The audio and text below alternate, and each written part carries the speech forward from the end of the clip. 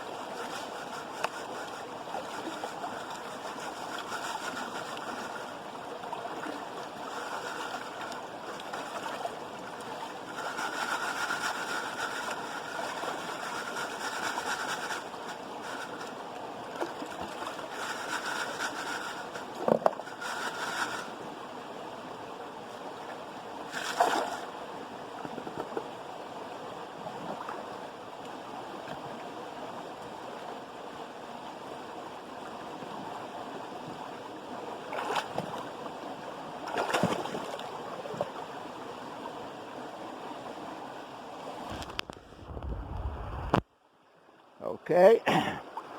Don't know how well that is. I'm going to have to check and see, make sure I was in the frame. But that's how I end up doing it. And notice I am classifying, and I'm classifying down to an 1/8. It's harder, but I have to take my material down stream to Joseph's Gold, Green Mountain Gold Trap right down there. And what I found is I sit in my chair and throw the contents from my bucket in there, and I can just rock the shovel back and forth, and that material runs through there like crazy. No rocks get stuck. The trap stays completely open the whole time. So I have worked it when I could stand right next to it, but I can only stand and shovel for a few minutes, and my back just will not take it. So it's downstream we go with that bucket. I set the chair by the trap, and that little spot to the left of the trap, I set the bucket and shovel it through. And that's called old man's mining. But I'm having a ball. Okay, folks, I just checked that video I took. I wasn't very sorry I didn't quite get down all the way into the water, but I got enough of me in there to show you how I'm working. There's the hole I'm working right now, and there's underneath that rock right there, that big rock, and around the corner and over into here, it's full of clay. The last I ran, well, I can only pick up about a half a bucket, so I do about a half a bucket at a time. And when I ran it through Joe's trap, I got at least 8 nice pieces. Well, one real nice piece, some moderate, small, and some real small pieces. I saved the black sand because there's probably even more in there. But it's working out well. I'm getting gold. Of course, I'm not going to get it at the rate somebody like Terry, the Center of the Earth Mining, who's still down the way here, my son. And there he is running his material through his machine, whatever he's using, I'm not sure. But that's the way I have to do it. But I may not catch as much gold as you youngsters out there, but I'm having a blast, and I'm going to be doing this as long as I can. And you notice when I get out of that chair how hard it was for me to get up. 75 and 8 back surgeries. Not a good thing. Talk to you later, guys. Okay, guys, Jim Hannon here from Golden Stars, and here is the final cleanup of Terry, Center of the Earth Mining, and our 4-day trip.